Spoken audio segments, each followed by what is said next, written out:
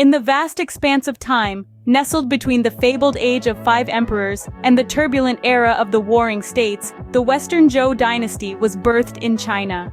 This ancient dynasty, spanning from the 11th century to the 8th century BC, marked a significant period in Chinese history, leaving an enduring legacy that continues to echo through the ages. Our tale begins with the legendary King Wen, a man of wisdom and virtue. Ascending to power, King Wen laid the foundations of the Zhou dynasty, while his realm was still under the yoke of the tyrannical Shang dynasty. He envisaged a just society, guided by the principles of righteousness and humanity, and began to gather support for his cause. King Wen's reign was a beacon of enlightenment in an age darkened by tyranny. Upon King Wen's death, his son King Wu ascended to the throne. Undeterred by the might of the Shang dynasty, King Wu led a decisive battle against it at the Battle of Muye, marking the beginning of the Zhou dynasty's rule. His victory was not merely a military triumph, but a moral one as well, as he established the concept of the mandate of heaven, a divine right to rule granted only to just rulers. Following King Wu's death, his young son King Cheng assumed the throne. Despite his tender age and the subsequent political instability, King Cheng, under the guidance of Dan, the Duke of Zhou, his regent, managed to consolidate the Zhou rule.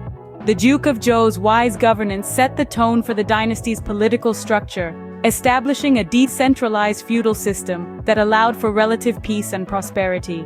We will deeply talk about this in future videos. However, like all great empires, the Western Zhou dynasty too fell prey to the inevitable cycle of rise and fall. Towards the end of the dynasty, power became decentralized to an extent where the regional lords held more sway than the king himself. This, coupled with the constant threat of barbarian invasions, led to the erosion of the dynasty's power. The final blow came with the sack of Hao, the Zhou capital, by the Quanrong tribes, marking the end of the Western Zhou dynasty and the beginning of the Eastern Zhou dynasty.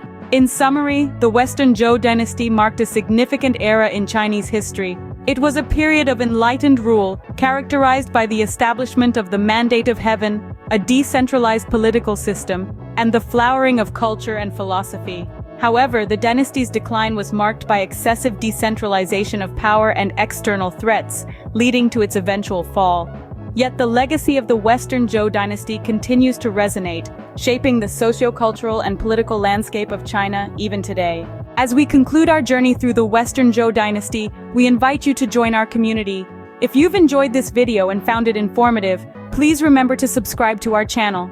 Your support helps us continue to create content like this. Don't forget to hit that like button and share this video with friends who might be interested in history.